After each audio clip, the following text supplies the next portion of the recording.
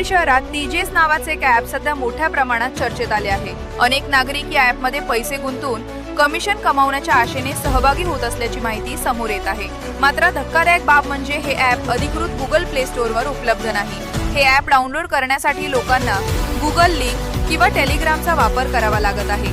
त्यामुळे या ॲपच्या विश्वसनीयतेबाबत गंभीर प्रश्न निर्माण होत आहेत। याशिवाय हे ॲप मोबाईलमध्ये इन्स्टॉल केल्यानंतर गॅलरी, फाइल्स आणि इतर अनेक गोष्टींसाठी विविध परवानग्या मागत असल्याचंही समोर आले आहे। त्यामुळे युजर्सच्या वैयक्तिक माहितीच्या सुरक्षेबाबत धोका निर्माण होऊ शकतो। यापूर्वीही अशाच प्रकारच्या अनेक ॲप्सनी नागरिकांची आर्थिक फसवणूक केल्याच्या घटना घडल्या आहेत। त्यामुळे टीजीएस ॲपबाबत सावधगिरी बाळगणे अत्यंत गरजेचे आहे। या प्रकरणाची सखोल चौकशी सायबर विभाग आणि संबंधित अधिकाऱ्यांनी करावी अशी मागणी नागरिकांकडून होत आहे। दरम्यान नागरिकांनी कोणत्याही अनोळखी ॲपमध्ये पैसे गुंतवण्यापूर्वी पूर्ण माहिती घ्यावी आणि फसवणुकीपासून स्वतःचे संरक्षण करावे असे आवाहन करण्यात येत